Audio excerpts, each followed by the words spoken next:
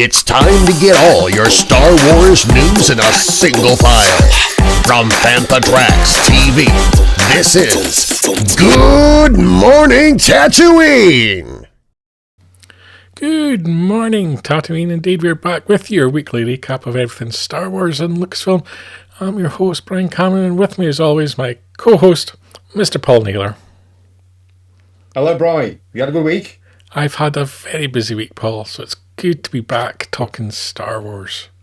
It's always good to be talking Star Wars. Yeah, last time we spoke was just before the Super Bowl. Just before the much-anticipated Mandalorian and Grogu trailer would drop. Dear me. Yes. Well, we'll talk about that shortly, I'm sure. Yeah, we'll be talking about that shortly. Shall I tell you what we've got coming up? Yeah, go on. We're going to be talking the Mandalorian and Grogu and the trailer stroke advert, I guess, at the Super Bowl. Talking Taylor Swift. A couple of Star Wars people appeared in their latest music video. Sideshow Collectibles have a Han Solo quarter-scale figure out. We'll be checking that out. We'll be taking a look at the art of Star Wars, the Acolyte book. And Mr. Newbold has been reviewing that for FanthaTracks.com. There's rumours abound that Marvel and Star Wars are going to have a crossover comic. We'll be discussing that. And then we've got loads of product reviews. We're going to be looking at Miniso, I think it's pronounced, Star Wars blind bags. We'll be taking a look inside the Skywalker Ranch general store, which is just open to the public. Hasbro, the Retro Collection, have got 2 new figures revealed. I'll be getting your thoughts on them, Paul. And then we've got loads of content from New York Toy Fair. And we'll be checking out all the releases from there. And Galactic Racer have also released a gameplay trailer. So we'll be checking that out as well, Paul. So loads coming up on the show in the next hour. It's a busy show. Busy show. Let's anything from that grabs your attention. I've got my thoughts on the retro collection, and I've got some props, so we'll have a good think about that afterwards. But no, there's some really good stuff there. I'm intrigued about the Marvel tie-up. I mean, obviously, Star Wars originally came out as a comic via Marvel, but if this means some sort of crossover with the existing Marvel characters as well, that could be quite interesting. So yeah, intrigued Indeed. Mr. Newbold, as always, in the comments, he'll be sharing his thoughts. I'm sure. Want to hear from everybody that checks in. Let us know your thoughts on everything that we're discussing tonight, and we'll share as many of them on the show as we can. But let's kick off with the news that broke just after we came off the air last week. During the big game, the Super Bowl in America, a 30-second advert stroke trailer stroke teaser dropped for the Mandalorian and Grogu. It would be fair to say it didn't take the internet by storm, I think. No. I think if you have to explain that something is inverted commas funny or poking fun at old adverts that have also appeared at the Super Bowl, then really, if you've got to explain it, it's not funny, is it? No. And it was kind of very strange how almost immediately the articles started dropping on the Variety and so on, explaining why it was so good and why it was a homage to Budweiser adverts in the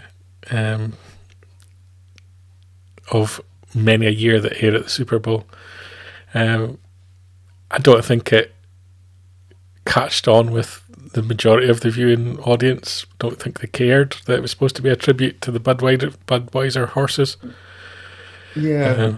I think the biggest problem for me was that they just didn't serve any purpose. It didn't. Thanks, Kev. It didn't add anything to what we already know.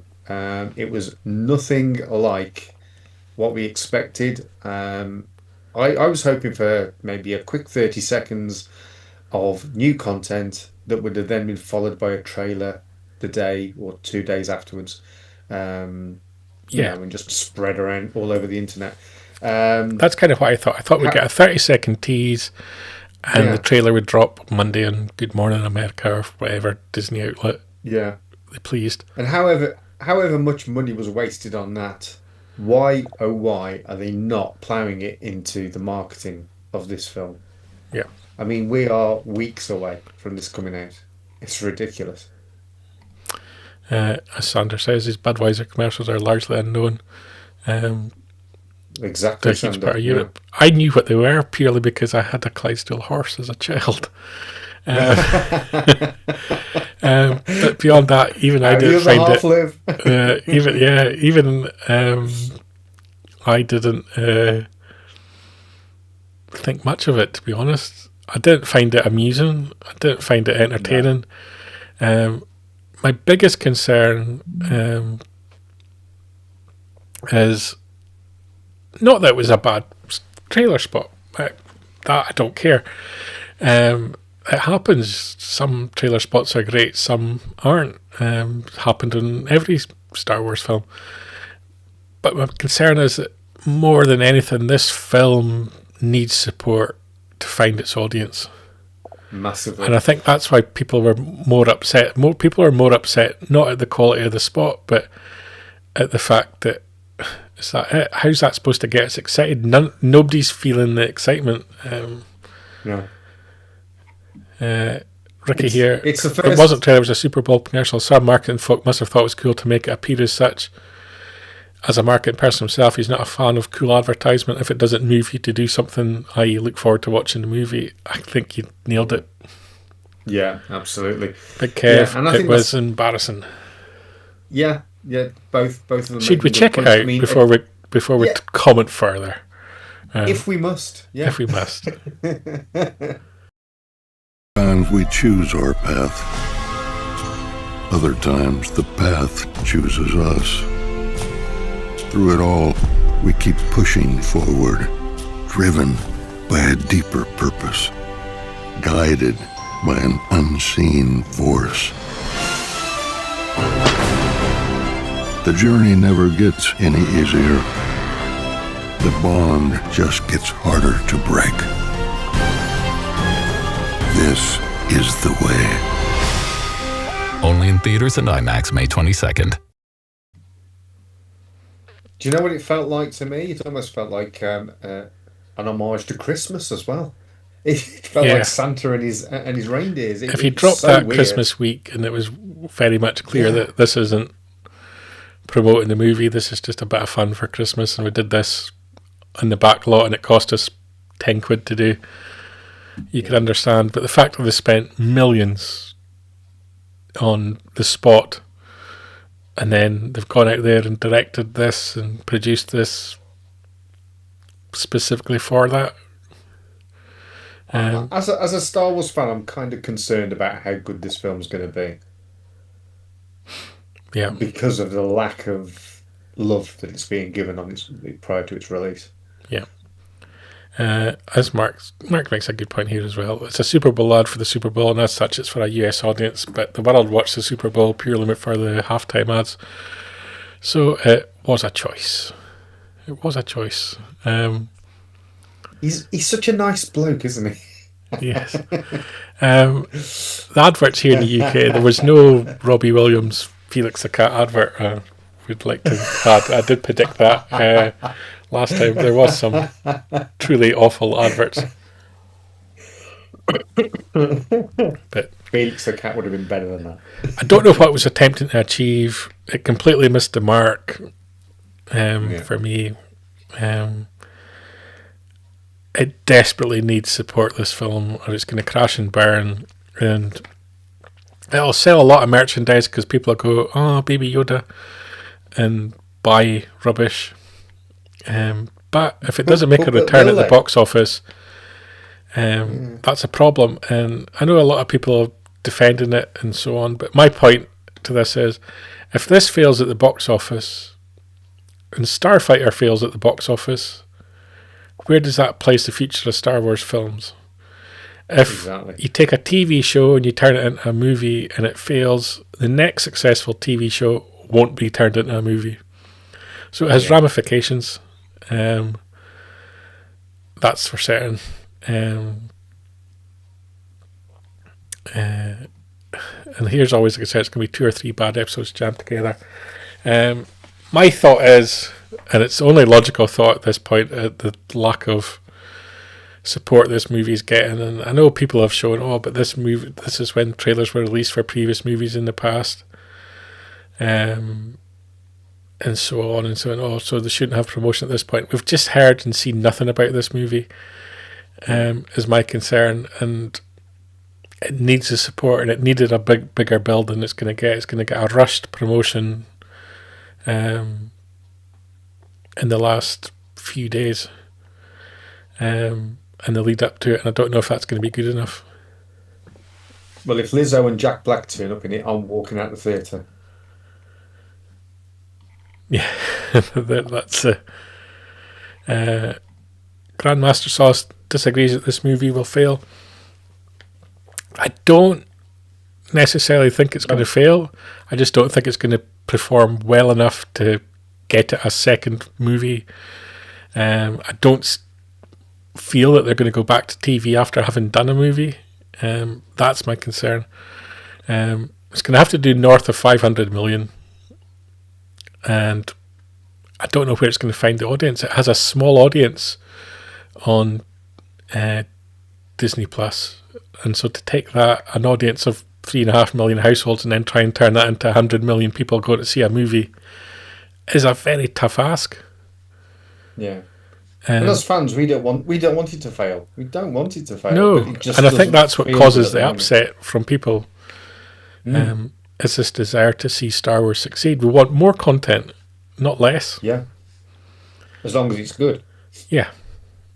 So I don't know what's in the mindset, and that's what concerns me about the choice to make this spot. It just feels like they've completely misread the atmosphere in the fandom, because it just feels like nobody's excited for this. Ricky, not going to trash a movie I haven't seen yet, but I agree with you folks. It's been so weird how the marketing plan is not quite there. Feels like it's going to be a bombardment of sorts, types of promotion.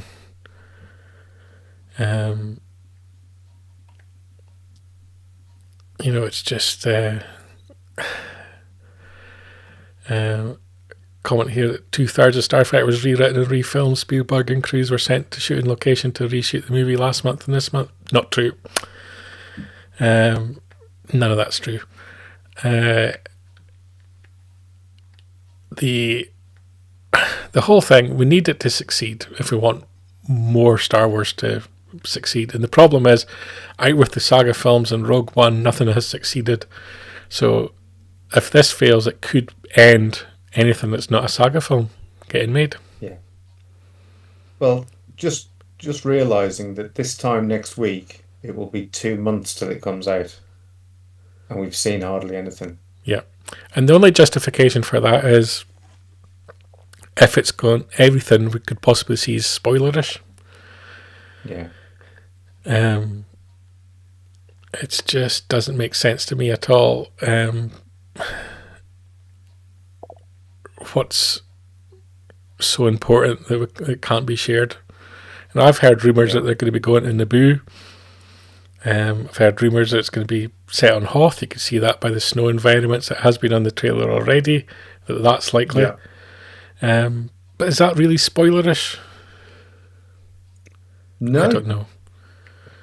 No, and I'm sure the bits that we've seen, and even some of the merchandise that we'll be talking about shortly, that's been promoted. It's only going to tell a tiny part of what this film's about. So I just don't see what the problem is in just promoting it. Yeah. Unless they just haven't got the budget to promote it. Yeah. Let's move on to the next article. Something that's been massively over-promoted. Taylor Swift's Acolyte video, starring 2 Star Wars alumni, and Donald Gleason and Jodie Turner-Smith. Both were on the Graham Norton show with Taylor Swift. And when Donald mentioned that he would love to be in a Taylor Swift music video, And so everybody on the couch that night ended up in said video. And we can show a short clip. So let's just do that.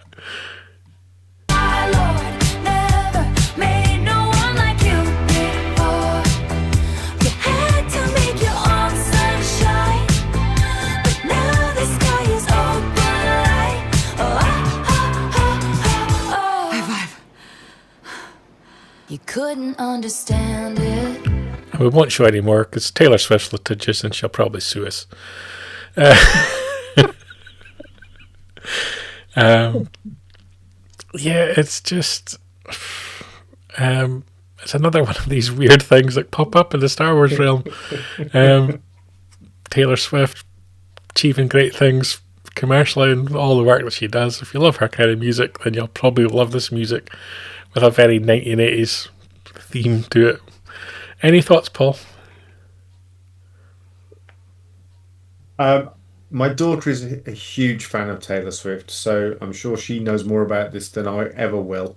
But it just seems a very strange way to suddenly say, right, all these people are on a chat show. Yeah, you're all going to be in the video. What a great way to get your next big gig. You know, I mean, I'm sure they'll be incredibly well paid for taking contact lenses out in bed and things like that. So yeah, it's very random, but yeah, fair play to them. Jodie Turner-Smith, who was she in Star Wars? Acolyte. Ah, right, okay. Yeah, you've wiped that from your memory, have you? Yeah, it's not a show I'm particularly. Yeah, not one you've revisited. No. Someone you might be more familiar with, Han Solo. Ah, yes, I know this guy. Yeah. Hot Toys from Sideshow Collectibles. Again, Mark has converted the price to the wonderful price of £352.14. They have announced, based on this a New Hope look of Han Solo, a 1/4 scale collectible figure. Your thoughts, Paul? Nice. That they always do a cracking job, don't they? But certainly very few people out there that can afford these sort of prices and on a regular basis. If you're a particular fan of Han Solo and you collect everything related to it, the character, then maybe you're willing to shell out for it. But other than that, it has got quite a niche market. But the actual quality of it is undeniable. I mean, you know, the way the clothes sit on the figure, everything about it is spot on, isn't it? Really nice. Indeed. Grandmaster Solace has left the building. We don't know anything, Paul. We don't know anything. I'll leave that to the AI-generated avatar people to debate whether Tom Cruise and Steven Spielberg have been directing and rewriting Star Wars Starfighter. But if you believe that, you'll believe anything. Moving swiftly on. I believe his other name is Mike Zero, but I don't know. I couldn't possibly comment. He's still on the go as our good friend Mike Zero. He's moved on to other franchises. I've not seen him for a while. Big Kev asked the question, why can't we get Han Solo with that look in 1/6? He would like a lovely little Hasbro figure, I'm guessing. It would be pretty easy to do now with the technology, I'm sure. Yeah. Mr. Newbold's been reviewing The Art of Star Wars, The Acolyte for us over on fathertracks.com. It's an actually very good book. But the sad thing about it is it spends far too much of the time justifying why it should have continued on all these wonderful, great ideas that they had, which they didn't do. If you get a shot to make a Star Wars TV show or film, shoot your shot. Don't leave anything on the cutting room floor would be the way I would suggest. And as Mark says, whilst the story of the Acolyte could be viewed as a glorious attempt that didn't quite stick the landing, a flick through Kristen Beaver's 10th Star Wars publication shows that whilst the audience may have failed to fully connect with this ambitious quest to embark on a new era, leading up to The Phantom Menace. There's no doubt in the work, craft and effort that went into establishing this new era. And I think that's a very fair comment and something that comes out of the book is they put a lot of effort in. And much like we're witnessing on the Winter Olympics, they put a lot of effort in, but sometimes they just don't stick the landing. Yeah. And it just never connected with me. There's a lot of fans out there it didn't connect with, and I'm honest enough to myself to say that I'm not going to love everything that comes out for Star Wars. I'm not going to just say that I love it for Star Wars' sake. If I don't like it, I don't like it, and if I don't need to watch it, I'm not going to watch it. It was a bit different with The Last Jedi because it was part of the Skywalker saga, so it was part of the overall 9-film arc. We won't dwell on that one. Like the whole concept here, they had explained in the book as to why they had her as this high risk ship engineer, basically, was because R2D2 or R2 droids didn't exist at that time, and that was the reasoning behind it. You don't get any sort of feeling of risk or jeopardy to her job at all in the film. I didn't feel like it. Just felt like she's just got a dirty engineering job. So, there was lots of it just didn't land. They spent an awful lot of money on it, and yet again, here in the artwork, the scale of the production looks far better in the artwork than it did look on set. For the money that they spent, it just didn't look like it appeared on screen. I think the editing has a lot to answer for as well. I certainly wouldn't have started it with that episode. Yes, it might have been quite an action-packed episode, the first one, but it was, in terms of the linear telling of the story, that should have appeared 3 or 4 episodes down the line. It was a mess, really. Yeah. It just nice concept didn't work, and as Ricky says, continue with the Stranger story. We want to see more of Gollum like Plagueis.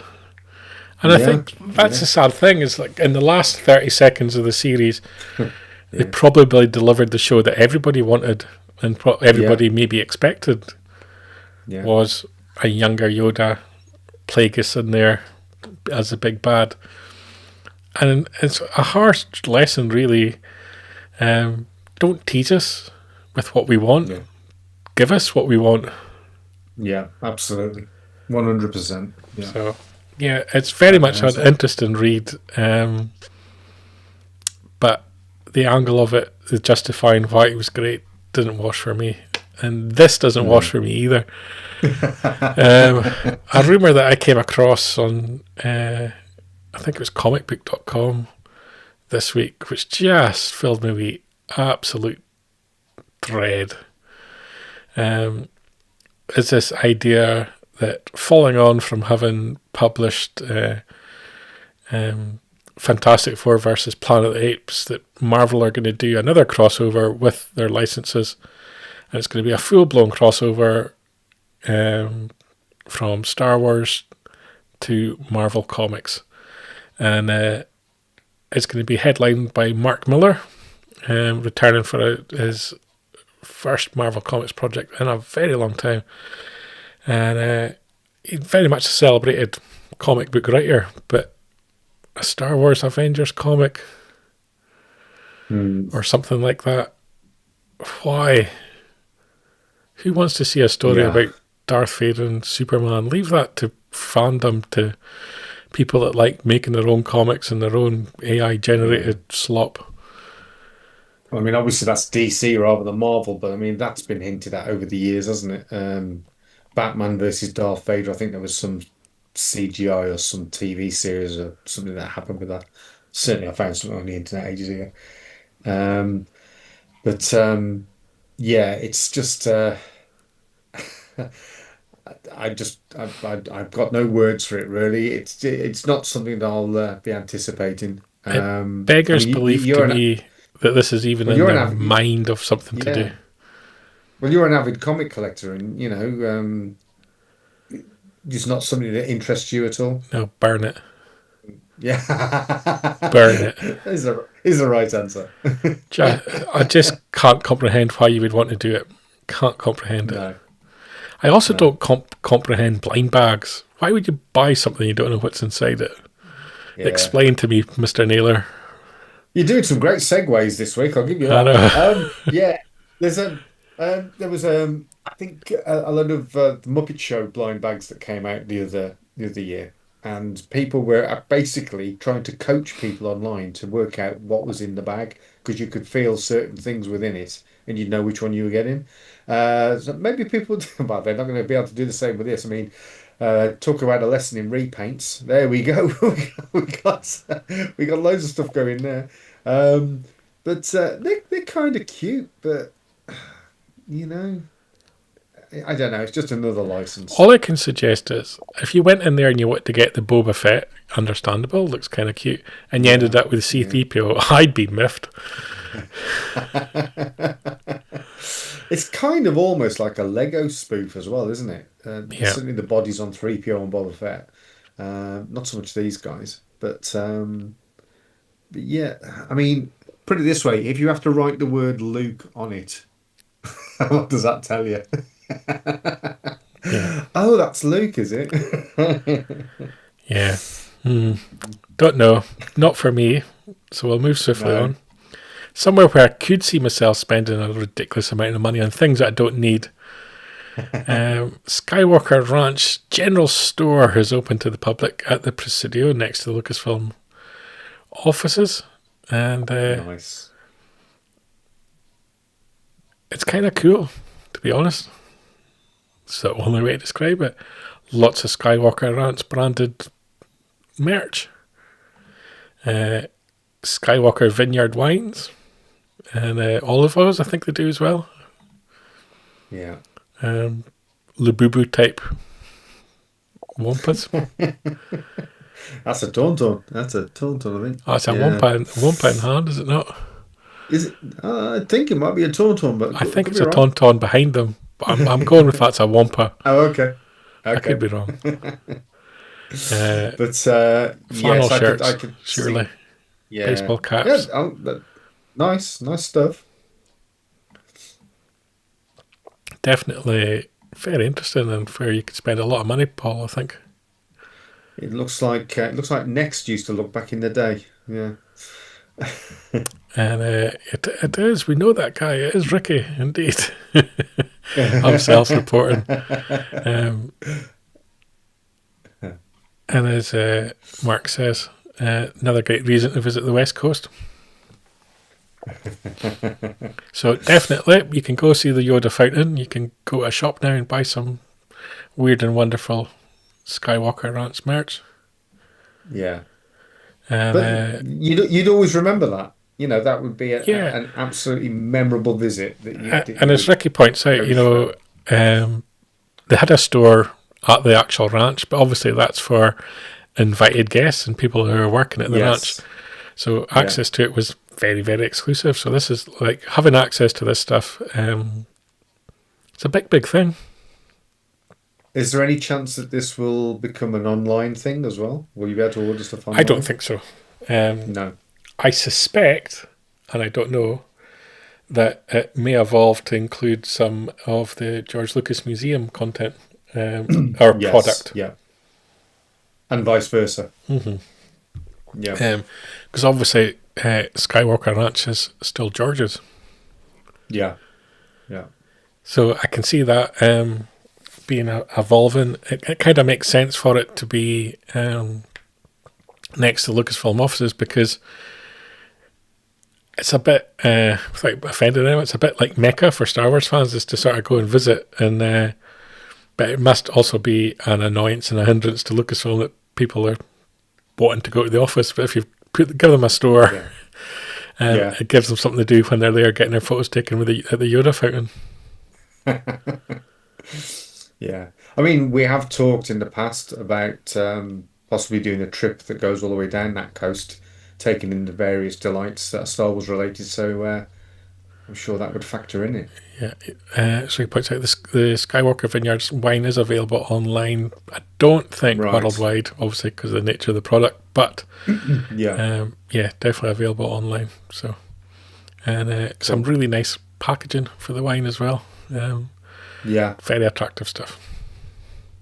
Yeah. So I think I have seen that. Wasn't that available from one of the Star Wars Disney stores at one point? It The has wine, been which available at the actual Lucasfilm store within the Lucasfilm offices. I have seen it there. I'm not sure if I've seen it at I've seen Disneyland. it somewhere. I've definitely seen it somewhere. Yeah.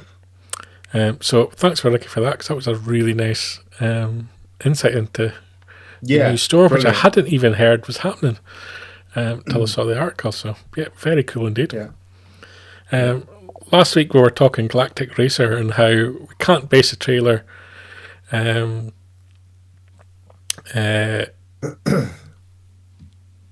can't judge a game based on a trailer because you actually need to see the gameplay. So they must have been watching. We must have been watching. It's the only explanation, Paul. They have released the gameplay trailer, so let's check it out. Our newest racer has arrived! Welcome to the Galactic League! Since you're here, why not take part in a friendly exhibition race?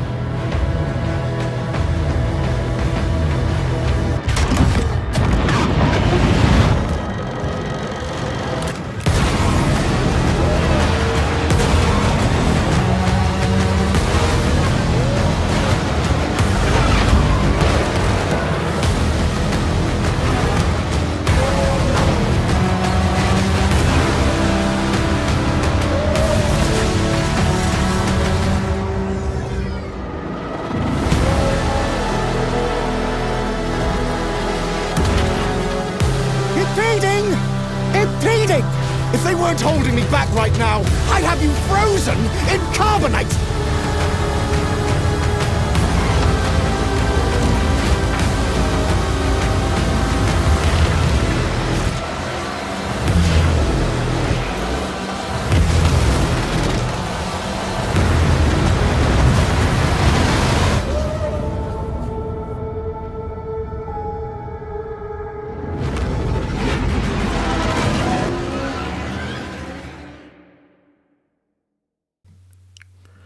Two takeaways from that for me. Ben's back. It's a name we've not heard in a long time. The proper Ben. And two, if you can kick the head off a pit droid in this game, I'm all in. Yes, I can see why you'd say that. But yeah, great to see Ben Quadraneros. Brilliant. Excited for this game. It's a little bit different for Star Wars. Yeah, I mean, it does make you realise just how advanced things were back in '99 when we got the pod racing sequence in the Phantom Menace. I mean, it was. I don't think we fully appreciated how difficult that must have been to have made at that time. And here we are, more than a quarter of a century later, and we're getting some more. So it's good. It's good. I've always loved a bit of pod racing. It's good fun. And there was some quirky ones in there. I like that one that was almost like a land speeder. That was cool. And then we saw something similar to the Millennium Falcon landing on one of the platforms. Some nice stuff. Yeah. Definitely. Rumours this week as well. Well, is it rumours? They're trying to build up the new CEO of Disney this week. So there's been a few insight articles from business sites, would be fair to say, and justifying why he's the right choice. It's much like the Mando trailer when you have to explain it. There's a problem. But anyway, I understand why they're doing that. They've got to build the guy up so he can get some kind of authority. They were talking about the fact that sort of gameplay or games have kind of been on hold since last summer, waiting on the new CEO to come in to make decisions in the direction of where game is going to be. And I think this comes back to what we were discussing last week. I think that Disney's next big acquisition will be a gaming company. And it's interesting to see where Star Wars gaming goes over the next few years, I think. Yeah, I mean, it's hopefully that is the case, and that we get something similar to LucasArts, because that they churned out some fantastic stuff over the years. I was so shocked to see them go when that happened. That was a real surprise. But yeah, the the big bucks at the moment is with gaming. So if they can't make it through TV and film, then gaming's probably the way to go. And if you make an acquisition, let's say Ubisoft, because that's who I think it'll be. You rebrand it, you call it whatever, Disney Gaming, whatever. Yeah. You have so much licenses to tap into where you could make Yeah. a serious amount of incredible games. And when you make a racing game like this, for example, for Star Wars, very easy to reskin it to Mickey Mouse and Donald Duck. It's very easy to reskin it to Fantastic Four or the Avengers or whatever. So there is economies of scale, would it be? Yeah. That makes sense for gaming becoming in-house. Yeah, yeah. No, I think it would it would be the obvious next move, particularly when they want to please the shareholders. Should always Gotta please make some money. shareholders. Hasbro, the Retro Collection, have revealed 2 new figures, Yeah. Paul, and you have thoughts. Yeah, yeah. I mean, the retro collection, when this first happened, when we got the original 6, the first of the first 6 from the original 12, rather, great. They were on flimsy card backs, but it was great seeing that retro style, and it did well enough to spawn all sorts of different retro figure lines since then. But this is the first one, the first line that has been purely new figures. But I say that with some reservation, because it's almost though this is a dig at some of the artisan producers that have been doing action figures that fit in with the original line of figures. I mean, I've got some examples here. So from this wave, you've been able to get Wedge Antilles for some time through Pro Customs. It's not going to show up very well on this video, but there he is. And like the new retro one, the helmet comes off. And this figure from Pro Customs comes with interchangeable arms, so that you can actually have like a hooked arm to put the helmet under. Captain Antilles, also from Pro Customs, if I can get him a bit better onto the screen. There he is. I would say he's a better sculpt than the retro figure, and also comes with a miniature Death Star plans, as well as a blaster. And then from Stan Solo, who I have collected a number of figures from, I think the Stan Solo Gurinden fits in way better with the original Cantina aliens from Palitoy and Kenner than the new one that's got some creepy sort of cloth just draped over it. And then a droid that would have seemed a very odd choice. Is it R4M9 or whatever the droid's called? Stan Solo brought that one out a while back, and like the one that's proposed in this retro line, trying to get it so you can see it better, it also comes with the middle leg, which from Stan Solo one is removable, so you can go to the 2-leg pose. And I would again say that it's a more fitting sculpt for the time that it would fit in with. It would fit in with the original 12 and the Cantina creatures. That said, I think it's good that they've woken up and decided to start doing some figures that they've not done before. Obviously, the previous set, other than Walrus Man, was a bunch of stop shilling for brothers. Sorry, Kev. No. All I'm saying is that it's almost like the copiers are now being copied. It's like they've gone back and said, right, which ones have been produced by these artisan producers? You say Right, artisan, other people say bootleg. I know. I'm clearly a fan, you say. But yeah, to me, it's like them sort of like, and probably quite rightly so in some instances, saying, "Oi, get up our licenses. We're taking it back. Get off my lawn. Yeah, get off my lawn."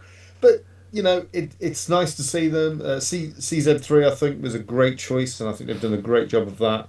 The Leia ceremony gear, that's a really good choice. Um, but yeah, and just be aware that some of these figures are currently available, and it's worth looking at those and doing a comparison and seeing which you feel fits best with your collection. Good point. Now, at the end of the article, it says, stay tuned from more from New York Comic Con. So I have assembled a bundle of our articles from New York Comic Con that we can flip through very quickly, Paul. And yeah, why not? You can tell me what you like, what you don't like. Okay. So, starting up, Hasbro, the Vintage Collection. Yeah. Troopers. Well, that's another easy one for them. Yeah. This I quite like. Yeah, this is the deluxe version of Mando and Grogu. I have got something similar to this from the Vintage Collection already. That came out a few years back. It's probably not as highly detailed as this, but it's still pretty good. But yeah, I think considering the scale, that is it's quite a decent job that they've done there. It's a little bit like my mother's cat when it climbs up on your back. You just have to give it a scoosh of water to get rid of it. That's the way to get rid of Grogu.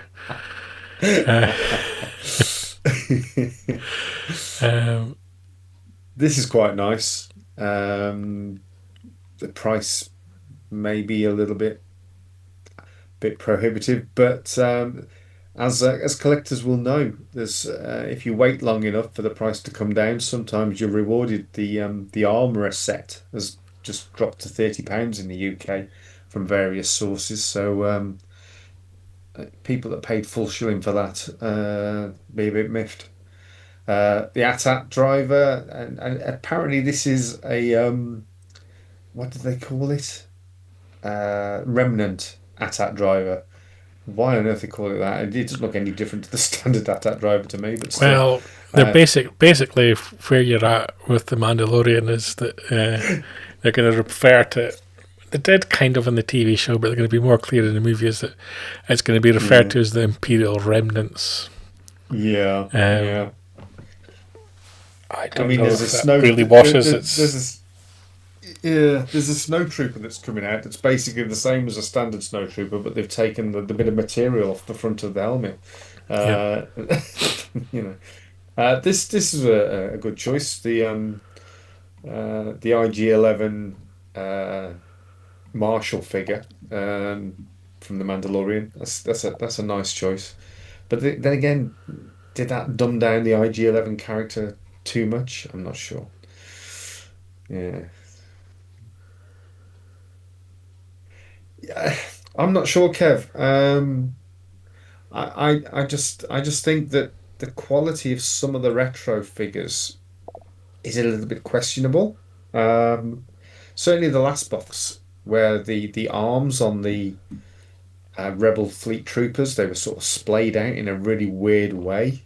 I didn't like the Han Solo Stormtrooper sculpt at all. I thought the Stan Solo one was far better and fit in better with the Luke Skywalker Stormtrooper one that's been around for donkey's years. Yeah, this is the problem, is the price point on all these things. That Walker that we just showed, $70. And when it comes over to the UK, it tends to translate to be £70. It's going to end up, like I say, it'll end up like the Armourer. It will be one of these ones that will languish in warehouses for 12 to 18 months and then suddenly be available for $35-40. Lego as well came at New York Toy Fair. Yeah. So we've got that same idea there. Weird and wonderful Mandalorian stuff. You've actually seen more in toy form than you have in the movies. Yeah. Well, this is where people are gleaning bits of information from as well, aren't they? Be it right or wrong. Lego sets, I think you can pretty much discount that, but certainly when you get to the action figures, there's a little bit more info going on.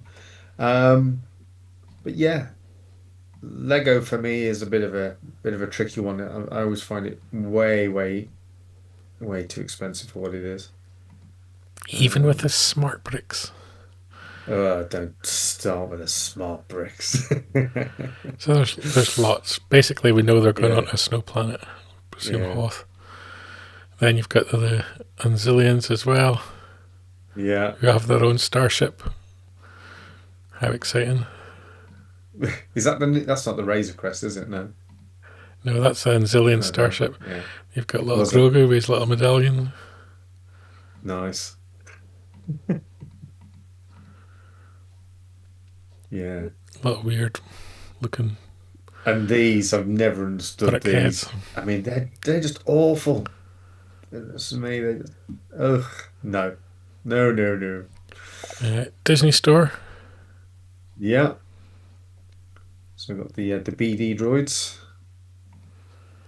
Droid Factory. Kind of cute. What's that? It's a talking Anzillian action figure. Well, everything you ever needed. What about a remote control speeder bike with authentic speeder sounds? Yeah, but it's going to be on wheels, so it's not great, is it? So nah, you can zoom along.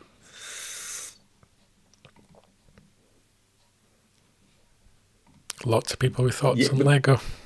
Ricky's right. I mean, if you're going to buy it as an investment and don't open it, then it's it's very investable. Another good thing about Lego is if you don't open it, you can't stand on it. Exactly. You can also get a talking Mandalorian action figure. Yeah.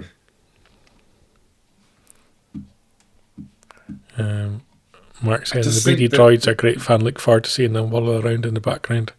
Yeah, no, they're not. They're not good fun at all. They're the kind of thing you would run up and kick. If there hadn't been a crowd in the Disney park in Japan, I would have launched one further than the people kicking the ball at the Super Bowl. And he would. But no, I do think they're quite kind of cute when they're wobbling around the park. I quite like those. I think the problem with this is that it's going to be very Mandalorian and Grogu centric, and what we really want is to see more of the minor characters. This is a problem with these days with the turnaround of film and TV. There is no investment in the lesser characters. When you had 3 years between a film, you would have deep dives like FX7 and Bespin security guards. You wouldn't have a cat and hell's chance of getting that sort of character now. Yeah. But Kev thinks that the BDs are going to be way overpriced. John Favreau agrees. That's why he's symboling there of how he's going to grab you and squeeze the money out.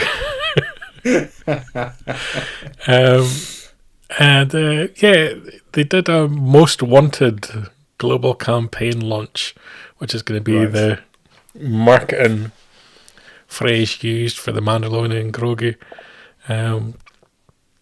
And so he was there talking about some of the stuff he's got, mentioning the Razor Crest, how he's in the same model of ship, not the same ship. He mentions that Grogu has leveled up a bit. We saw that he trained with Luke and time has passed, so he's got a little of the Jedi influence. And then he's also an apprentice Mandalorian. It's now time for Dad to bring him on adventures. So are we going to get a Attack of the Clone type Yoda moment with little Grogu? That would be cool. I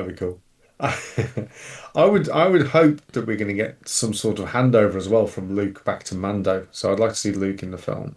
And I've got a feeling, just from like the things that have been released, like the Lego sets, that I think that this version of the Razor Crest will become Mando's, but I think it's going to be Zeb from Rebels that's going to be the original pilot of it. That's a good shout. Nobody knows what the purpose of the BD droids are. That's the thing. No. Yeah, so there's lots of little snippets and comments from Jon Favreau. Go to fantatracks.com and get the link in the show notes. You can hear what he said, but he makes a comment that he's been working on Star Wars for 7 years, and to be able to step up to doing this as a film feels like a culmination of what I've been working on. A lot of people have taken that as a hint that this film's going to be unfinished. I probably agree. Yeah.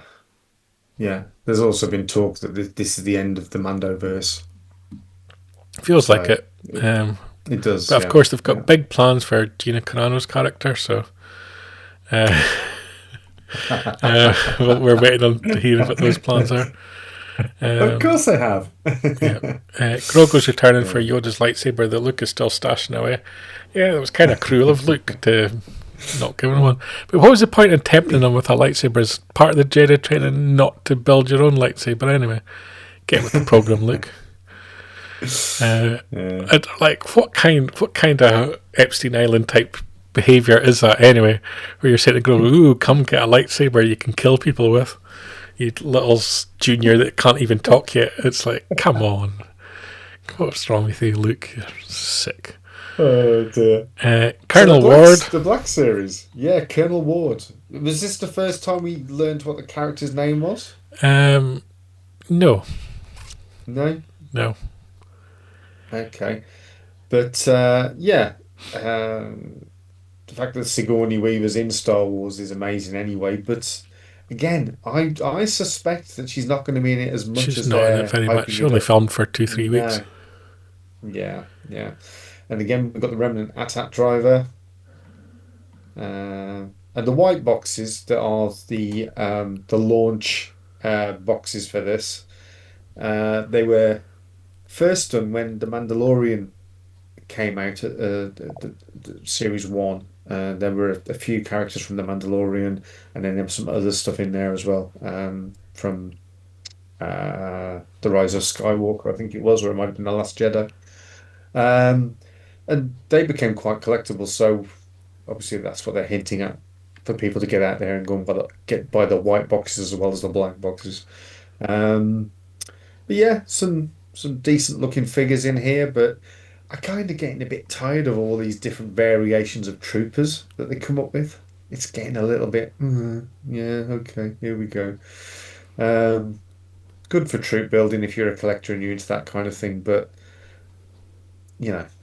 that's just like what do we do with a snow trooper and a scout trooper if we blend them together, kind of mash up. But just to keep the 501st on their toes, isn't it really?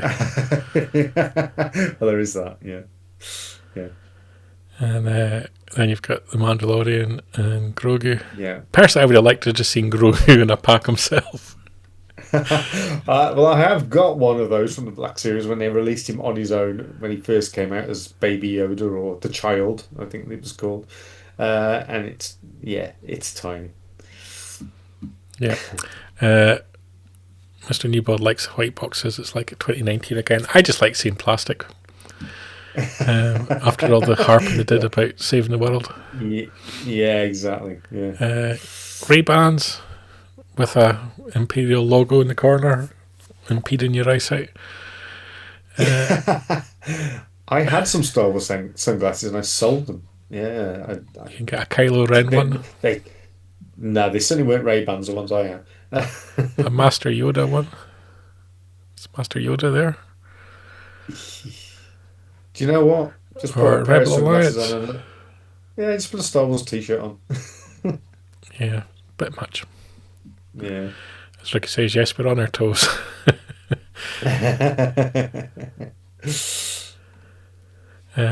Chaz wears Razor Crest, as you pointed out earlier, with a lick of paint. Zebby type colours. Yeah. Again, that's what makes me think that it's probably more Zeb related than they have. They've not overstated it, have they? There's a couple of pictures where you see him clearly sat in the Razor Crest. Little fat Mando and little fat Grogu plushes. Yeah, I think they're slightly distorted there, aren't they? But yeah. There he is. Funko. Get them before the company dies. That's it. They are. Zeb confirming that he's going to be piloting the Razor Crest. Mark with the pun here. They do a real Ray-Ban when people want to ban Ray. You can get a Ray-Ban glasses before you can get a Ray-Ban movie. Yeah, Funko doing the cutesy thing. Now this, if you go back a bit, that droid, that one there. So this is some kind of mercenary guard droid. Yeah. And they've also released this on the budget range of action figures, the 5PO8 budget range, on a STAP. So that's interesting. That all the ranges for us to find out more about that. And it's in the budget range. Just remember Constable Zuvio. Yeah. I don't even look at Hot Toys. Cosby bobblehead collection. I don't even know what that is. Yeah. And then some Hot Toys Ewoks Cosby plush collection. I imagine they sell. They're Star Wars branded Labubu.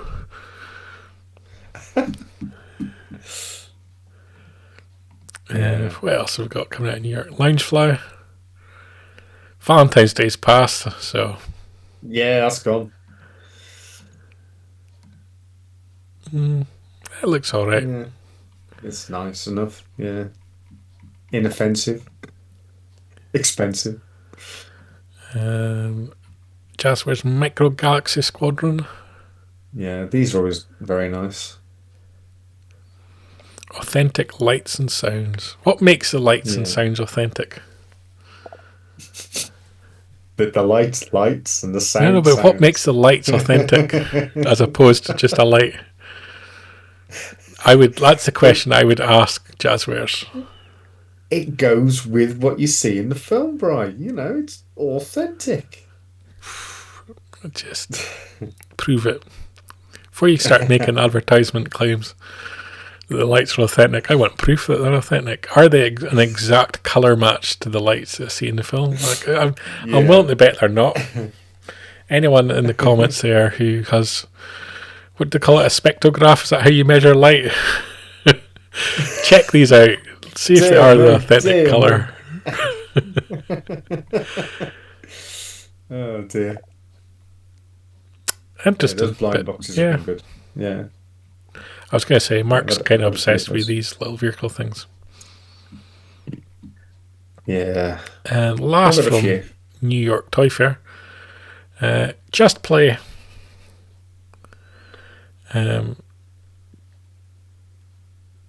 What in the name of everything is this? They are little, like, Grogu heads with like a little play set inside them. I guess. Yeah. No. You buy the head and you get something inside it.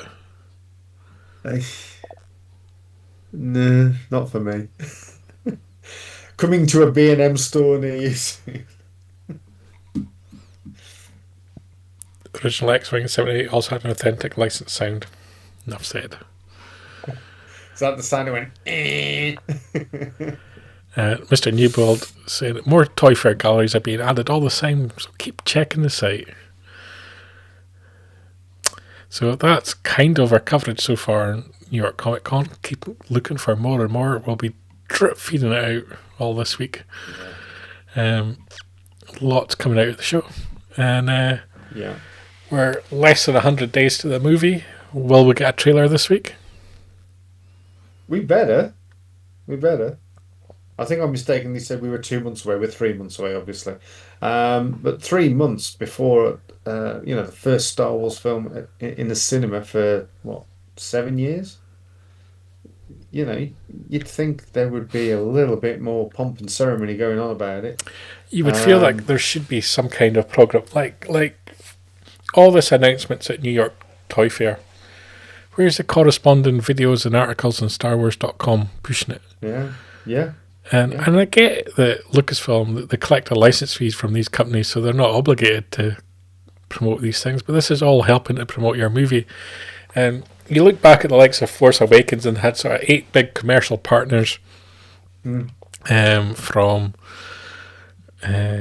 breakfast cereals to motor vehicles and everything in between. Yeah. That's what promoted The Force Awakens, because they were constantly pushing their adverts with a 2-3 second clip from the film or whatever. And that's what the Mandalorian Grogu needs. Yeah.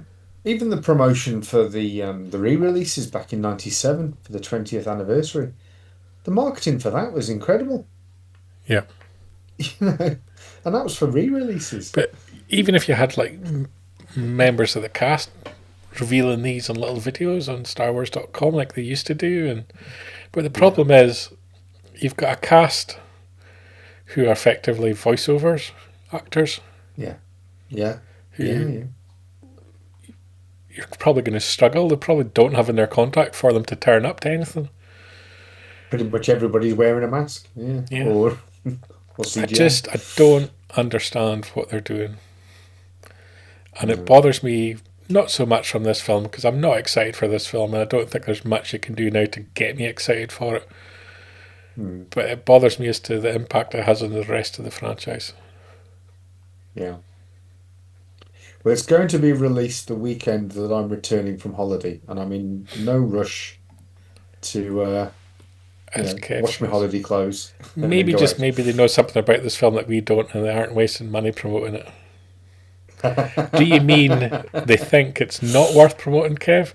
Or there's something about this film that's going to be so incredible we're all going to rush out to want to see it?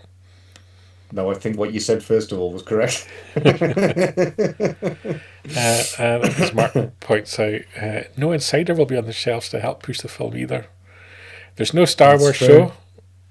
The Week in Star Wars has become basically just a text animated social media thing. There's no insider. No. The one thing they've done is put The Mandalorian in the header on Disney Plus. Watch it before the film. Yeah. But no, there should be another trailer by now. Should be. It's concerning. The whole I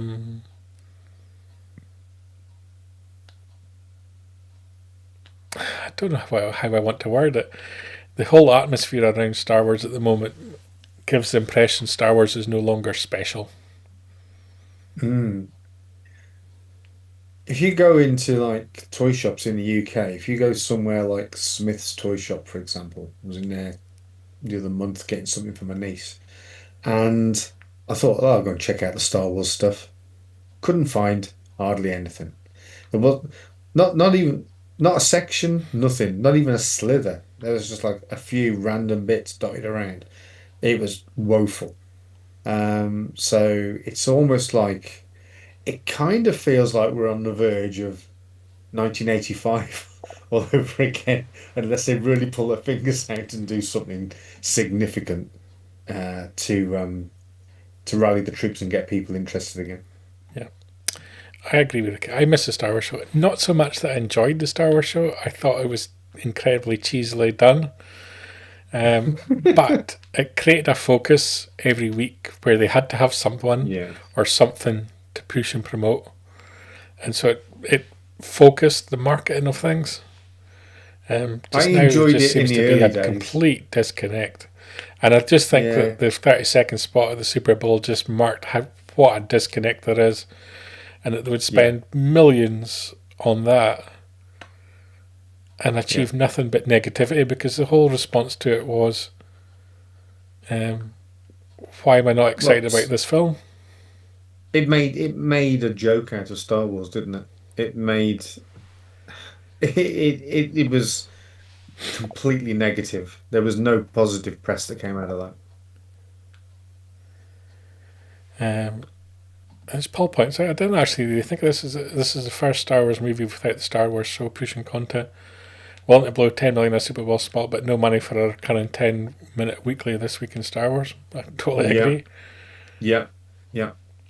I don't know if they realise how disconnected they are from the fandom at this point in time. And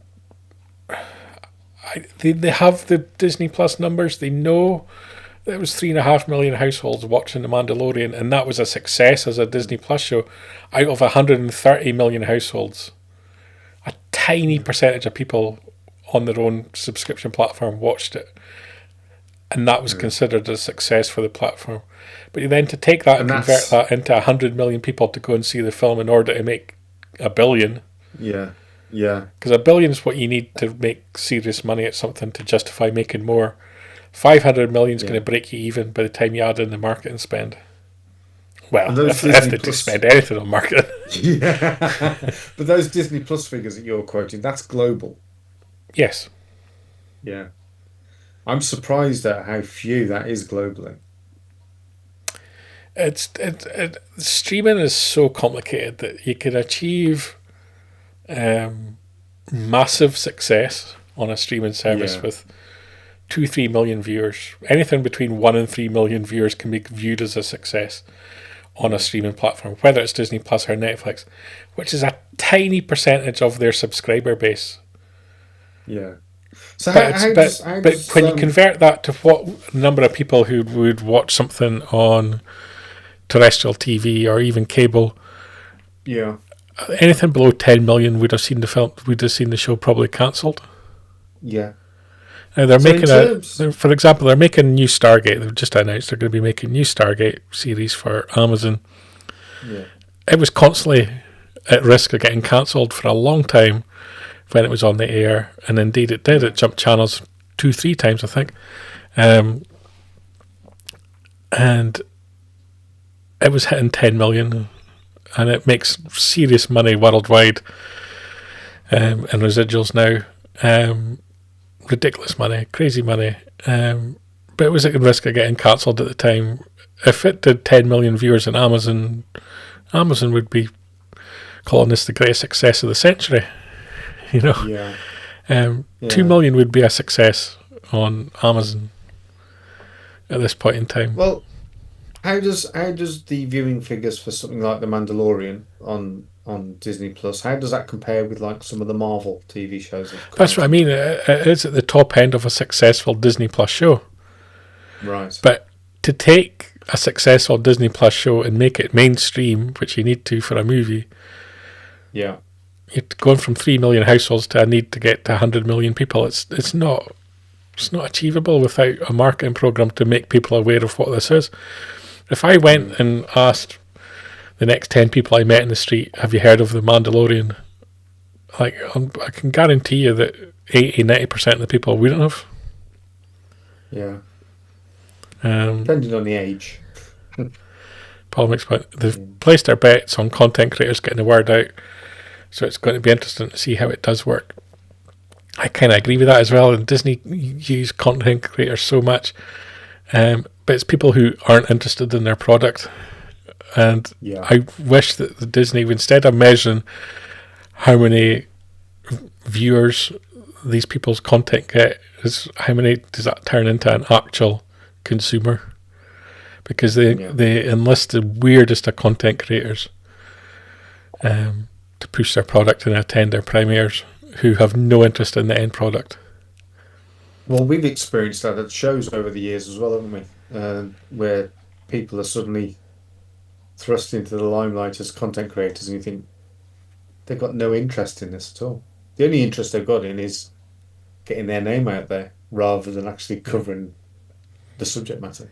So I don't know what the logic is, what the thinking is, what metrics they're measuring, how they think this is going to be a success. The only thing I can think is Grogu is an incredible phenomenon when it comes to selling product. Yeah. And they think that they can make enough money from the product to justify making the film. So they could have a terrible box office, but still bigger picture, because the amount of product sold, make a lot of money. Yeah. Well, in a few weeks' time, we'll all know. But will you? I don't think there's going to be a midnight screening, and I don't think I'm going to rush out to go and see the film. I'm not. I'll see it within the first week. Yeah. But I'm not going to rush out the first night. That's a weird thing. I'd never felt like this before for anything Star Wars. Even things that do not interest me and things that I think are rubbish, like the Acolyte, I would still watch it first day every week it came out. This, I'm just so disconnected. I did. And Yeah. I was down before the Super Bowl advert, and I thought that would lift me up. But afterwards I felt even more down, and then I wondered why I was still up at 2:30 in the morning watching people exactly the same. chasing exactly an egg. the same. And there was no Taylor Swift or anything there this year to make it interesting. The game was rubbish. Game was rubbish. Bad Bunny was good. I like Bad Bunny. I have met Bad Bunny. He's a very nice gentleman. He couldn't understand a word I was saying. And so it was a feeling mutual at the halftime show because I could barely understand a word he was saying either. But they were still loving the room. Still loving the room. That's what it's all about. We've kind of reached the end of the news, Paul. I'm waiting for Mr. Newblood to tell us what's coming up on Father Tracks Radio this week. I'm sure he's currently typing with great fury. Feverishly. But this past week, you've had a show out. You've had a couple of shows out. You had a Father Down Under, and you had a... what else did you have out? Start Your Engine. Start Your Engines. Tell us about those two episodes, Paul. Okay. Well, Start Your Engines, we did a special on, I think it was a shuttle, wasn't it, Mark? We recorded it a long time ago. I'm trying to remember what the episode was now. I think it was a shuttle. But the Fanta from Down Under one, I posed a question to Adam from the Fanta Down Under, Adam O'Brien. I said, say at one of these Star Wars celebrations at the end, they finally announced that it's going to be in Australia. What content would you like to see? Where would you like to see it happen? Can you see people travelling all that way to come to a Star Wars celebration? And we had quite an interesting chat about his thoughts on that, and also about some of the existing cons that happen over in Australia. And I'm pretty sure, if I remember correctly, one of the cons he says sort of it happens like once every couple or 3 months a year. It's big enough and got enough people coming along to it to sort of like appear 4 times a year. It's certainly worth a listen because Adam is nuts. Adam, if you're listening, love you, mate, but you're nuts. You are nuts. So that was good fun. And I've tried to think exactly what the Star Wars what vehicle we chose for T6 Jedi shuttle. Is that what we went with? Yeah. So, we managed to get 15-20 minutes out of that.